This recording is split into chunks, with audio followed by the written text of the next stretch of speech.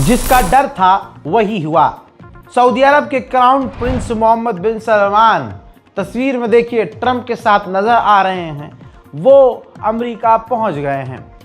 America पहुंचने के बाद उनका स्वागत ऑब्वियसली ऐसा ही होना था जैसा बिन सलमान को पसंद है। इसके बाद गदगद बिन सलमान ने बहुत बातें की, लेकिन आपको मैं पॉइंट टू पॉइंट सारी बातें शॉर्ट में समझा रहा हूं। बिन सलमान ने एक जगह आपको सुनाने वाला हूं, साफ उन्होंने कहा कि वो चाहते हैं जो अब्राहम अकॉर्ड है इजराइल का, उसमें शामिल होना। यानी बिन सलमान ने, सऊदी ने एक्सेप्ट किया है कि उसे इजराइल की तलब है। लेकिन आगे उन्होंने कहा कि भाई क्योंकि प्रेशर बन जाएगा, सारे मुसलमान गरियाने लगेंगे, मुसलमान का जो करता धरता है उसका टैग भी सऊदी को चाहिए। तो बिन सलमान ने कहा कि हम इजराइल के साथ अब्राहम अकॉर्ड तो चाहते हैं, लेकिन हम चाहते हैं कि फिलिस्तीन का पाथ भी क्लियर हो। अब आप कहेंगे यार ये देखो कितना अच्छा आदमी है बिन सलमान, कम से कम फिलिस्तीन की बात तो की। हजरत बात ही की है। पहले यही बिन सलमान कहता था कि इजराइल को, फिलिस्तीन को मान्यता देनी होगी, 2 स्टेट सॉल्यूशन होगा, लेकिन आपने ध्यान नहीं दिया। इस बार बिन सलमान ने कुछ नहीं कहा, सिर्फ कहा रास्ता क्लियर होना चाहिए। ना 2 स्टेट सॉल्यूशन, ना 2 स्टेट सॉल्यूशन, ना फिलिस्तीन की कोई बात, क्यों फिलिस्तीन स्टेट के लिए रास्ता क्लियर होना चाहिए। यानी इजराइल अगर हमसे बातचीत भी करे और वो इजराइल अगर मुंह से कह भी दे, ये बात पहले भी बोल चुका हूं मैं, कि इजराइल खाली मुंह से कह दे कि हाँ 2 स्टेट सॉल्यूशन पर हम बात करेंगे, तो मोहम्मद बिन सलमान यानी सऊदी अरब इजराइल के साथ नॉर्मलाइजेशन कर लेगा। अल्लाह अकबर, अल्लाह अकबर। सुनना चाहते हैं? सुनिए। But I think you have a very good feeling toward the Abraham Accords. Yes, definitely, Mr. President. We want peace for the Israelis, we want peace for the Palestinians, we want them to coexist peacefully in the region, and we will do our best to reach that day. And the defense agreement... मेरे दोस्तों सिर्फ इतना ही नहीं, ये खबर बहुत खास है, इस वीडियो को शेयर जरूर कीजिएगा ताकि हिंदुस्तान के मुसलमानों की आंखें खुले, आजू बाजू के मुसलमानों भी खुल जाए तो अच्छी बात है। दोस्तों बिन सलमान के सामने ट्रंप ने कहा कि आपने हमसे कहा, कंफर्म करवा रहा है दुनिया के सामने कि अकेले में जो तूने कहा है मुझसे वो सामने भी बोल। ट्रंप ने कहा कि आपने मुझसे कहा है कि आप $600 बिलियन अमेरिका में हमारे यहाँ इन्वेस्ट करोगे।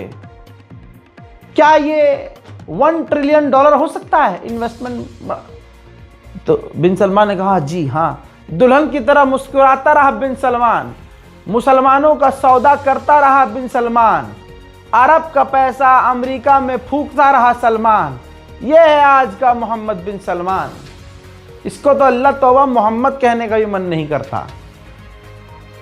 दोस्तों इतना ही नहीं, साफ साफ सऊदी अरब और डोनाल्ड ट्रंप सगे भाई जैसे नजर आ रहे हैं। हर बात पर लब्बैक ट्रंप की बिन सलमान कहता हुआ नजर आ रहा है। Always been on the same side of every issue. I think we've done a great job in wiping out the nuclear capacity of Iran. We're doing that now. You're saying to me now that the 600 million will be 1 trillion. Definitely, because what we are signing to facilitate that, and I like that very on much. it. और एक जगह काफी अलग बात हो गई, मैं इससे खुश हूं। एक पत्रकार ने पूछा कि आप बिन सलमान को, सऊदी अरब को F-35 फाइटर जेट देने वाले हैं, इलाके में 2 के पास F-35। तो ट्रंप ने कहा, खुलासा किया कि वो यानी इजराइल नहीं चाहता है कि उनको, यानी जो बिन सलमान है, सऊदी अरब है, इनको F-35 वही दिए जाएं जो उनके पास है। मैंने इस बारे में बहुत सोचा और मुझे लगता है कि फेमिलियर मतलब सेम फाइटर जेट सऊदी अरब को भी दिए जाए। When you look at the F-35 and you're asking me, is it the same? I think it's going to be pretty similar, yeah. You know, How will that this affect? is a great ally, and Israel's a great ally. And I know they'd like you to get planes of reduced caliber. I don't think that makes you too happy. They've been a great ally. Israel's been a great ally.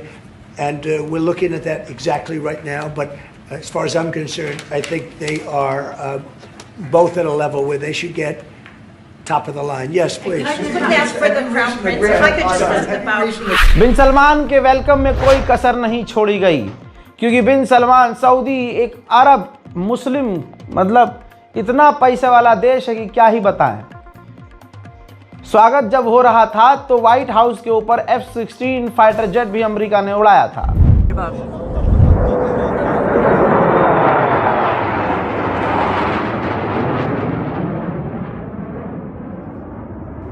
बिन सलमान के साथ हो क्या रहा है, वही होता है जो अमीरों के साथ होता है। चालाक समाज के कुछ लोग किसी अमीर को पकड़ते हैं, उसके पैसे पे ऐश करते हैं, उसका पैसा लगवाते हैं। अरे भाई खरीद लो, बहुत बढ़िया चीज़ है, हाँ बढ़िया है। खुद कभी नहीं खरीदेंगे, न सोचेंगे खरीदने की, अपने दोस्त से खरीदवा देंगे। कहीं जाएंगे, उसका अपने दोस्त से फ़ायदा करवा देंगे और नंबर अपने बना लेंगे, देखा मैंने करवाया था। वही हो रहा है बिन सलमान के साथ। पत्रकार ने पूछा, सऊदी अरब जो है, बिन सलमान जो हैं उनसे पूछा कि सऊदी अरब गाज़ा को बनाने में कितने पैसे लगाएगा। तो बिन सलमान ने कहा कि अभी हम इस बारे में सोच रहे हैं। तो भाई ट्रम्प कितना चालाक है, वही जो दोस्त लुटवाने वाला, फ़ायदा उठाने वाला, पट से बीच में बोला कि बहुत पैसा लगाएंगे, बहुत, क्योंकि गाज़ा इनके लिए, सऊदी अरब के लिए काफ़ी इम्पोर्टेंट ज़मीन है। Prince, very quickly, I want to ask you, how much money is Saudi Arabia giving for Gaza reconstruction? Well, we are in discussion about that. Still, there is no amount being It'll be a lot. named, but It'll be a we lot. will definitely help. Yeah, he's gonna. It's very important to him. And a quick follow-up, the international... हज़रात मोहतरम, वहीं कहा जा रहा है कि Saudi अरब मोहम्मद बिन सलमान भी Donald Trump पर pressure बना रहे हैं कि सूडान का जो मामला चल रहा है, सूडान में जो सिविल वॉर चल रही है, उसको ख़त्म किया जाए। लेकिन सोचिए, एक अरब देश एक भाई को रोकने के बजाय, यूएई तो सारा हरामी बन कर रहा है, बजाय डायरेक्ट यूएई को समझाने के एक गैर मुस्लिम देश के पास भीख मांग रहा है कि आप सूडान में देखिए, सूडान मुस्लिम, सऊदी अरब मुस्लिम, यूएई मुस्लिम, मारने वाला मुस्लिम, मरवाने वाला मुस्लिम, यूएई मरवाने वाला। लेकिन बिन सलमान अमेरिका से रिक्वेस्ट कर रहा है कि भाई साहब ये ख़त्म करवा दो। ये इससे बुरा क्या होगा बताओ। सऊदी अरब चाहे तो डायरेक्ट यूएई से बात कर सकता है, यूएई और सऊदी मिलकर डायरेक्ट सूडान को रोक सकते हैं। लेकिन अमेरिका के आगे आज तमाम अरब देश घुटने पर आ जाते हैं, ज़रा सी देर में कुछ भी होता है पापा। और यही फ़र्क है ईरान और अरब देशों में। वहीं सऊदी अरब को कंफर्म कर दिया गया है कि अमेरिका F-35 फाइटर जेट देगा, सेम देगा। इसके बाद ऑफिशियली, सरकारी तौर पर, आधिकारिक तौर पर जो इजराइल की फ़ौज है ऑफिशियल, उसने अपनी सरकार नेतन्याहू को ऑफिशियली लेटर लिखकर साफ वार्निंग दे दी है कि अगर सऊदी अरब को F-35 मिलता है तो इलाके में हम कमज़ोर होंगे, हमारी सिक्योरिटी कमज़ोर होगी, यह हमारे लिए ख़तरा होगा। सिर्फ इतना ही नहीं, उन्होंने ये भी कह दिया, यानी इजराइल की फ़ौज ने, कि इसके बाद हमारे लिए ख़तरा बहुत ज़्यादा बढ़ जाएगा। हमने जो फाइटर जेट ऑर्डर किए हैं वो ऑर्डर हमें लेट मिलेगा और इलाके में हम अकेले ताकतवर फिर नहीं होंगे, हमारी एयर सिक्योरिटी कमज़ोर हो जाएगी। अमेरिका में एक यहूदियों का संगठन है, ज़ियोनिस्ट ऑर्गेनाइजेशन ऑफ अमेरिका नाम से। इस संगठन ने डोनाल्ड ट्रंप की निंदा की है और इस संगठन का भी साफ कहना है कि ट्रंप को, मोहम्मद बिन सलमान को, सऊदी अरब को F-35 फाइटर जेट नहीं देना चाहिए। अब उधर मेरे दोस्तों, डोनाल्ड ट्रंप से अमेरिकी पत्रकार ने कहा कि इजराइल चाहता है कि जो F-35 मिल रहे हैं वो शर्त हो कि गाज़ा और फ़िलिस्तीन के हालात जो हैं उस पर सऊदी अरब जैसे और मोहम्मद बिन सलमान जो हैं बातें कुछ हमारी समझें, माने और फ़िलिस्तीन पर बात ना करें, जो भी है XYZ। इस पर जवाब देते हुए ट्रंप ने कहा कि फिलिस्तीनी ठीक हैं, अच्छा कर रहे हैं और इजराइल को अच्छे से पता है कि हम क्या कर रहे हैं, क्यों कर रहे हैं और वो खुश है। तो यानी दोस्तों जो कुछ भी हो रहा है, नेतन्याहू, मोहम्मद बिन सलमान और ट्रंप मिली भगत है इन तीनों की। बस ये जो स्क्रीन पे चल रहा है, ये ड्रामा चल रहा है। अमेरिका, बिन सलमान और नेतन्याहू खुश हैं। सुनिए। 35s, are those sales, Israel had reportedly wanted those sales to be conditioned on Saudi Arabia moving to normalized Israel will be happy. Israel is Is going that to a be happy. condition of the F-35? Israel's aware, and they're going to be very happy. Okay? हजरत जमाल खाशोगी को आप जानते हैं, यह आदमी वो है, वो पत्रकार है जो सऊदी का था, सऊदी अरब का था और बिन सलमान और सऊदी रिजीम के बारे में खुलकर लिख रहा था। तो भाई इसकी जान को खतरा हुआ, बिन सलमान ने इसको मारने का आदेश अंदर अंदर दे दिया। जमाल खाशोगी को पता चला, वो तुर्की चले गए। तुर्की के अंदर बिन सलमान ने उनको मरवा दिया। ये बात तुर्की को पता है।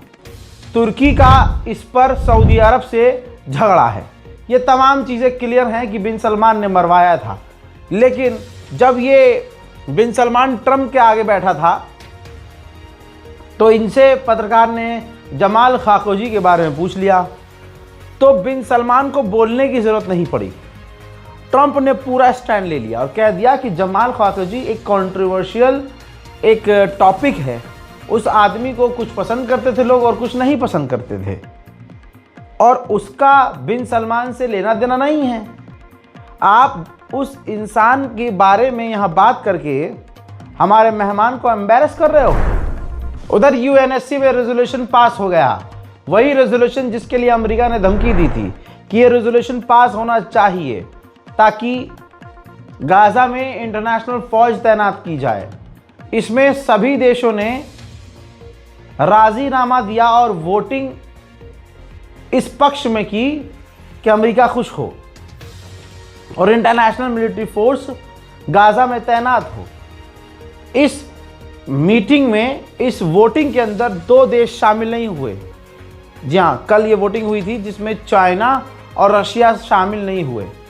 आज रशिया और चाइना ने कहा है कि हम एब्सेंट इसलिए थे क्योंकि इस रेजोल्यूशन में 2 स्टेट सॉल्यूशन और फिलिस्तीन की बात ही नहीं थी। इस रेजोल्यूशन के आने के बाद हमास ने इस रेजोल्यूशन को ठुकरा दिया है और कह दिया कि हम हथियार नहीं डालेंगे और हमारा अधिकार है इजराइल से लड़ने का, अपनी ज़मीन बचाने का। वहीं इस रेजोल्यूशन के पास होने के बाद इजराइल ने कहा कि फिलिस्तीन स्टेट कभी नहीं बनेगा और हमास को हथियार डालना होगा। उधर वेस्ट बैंक में अलग ही जंग चल रही है। वेस्ट बैंक में अब फिलिस्तीनी कुड़ रहे हैं। एक फिलिस्तीनी ने एक इजरायली झुंड पर हमला किया जिसमें एक इजरायली की मौत हुई। पलटकर इजराइल की मिलिट्री और फौज ने उन दोनों हमलावर नौजवानों को कत्ल कर दिया। बुरी खबर यह भी है कि इजराइल ने गाज़ा पर बड़े हमले किए हैं, जिन हमलों में कई गाज़ा के फिलिस्तीन के लोग मारे गए हैं। हमले कितने खतरनाक थे, तस्वीरों से आप समझेंगे।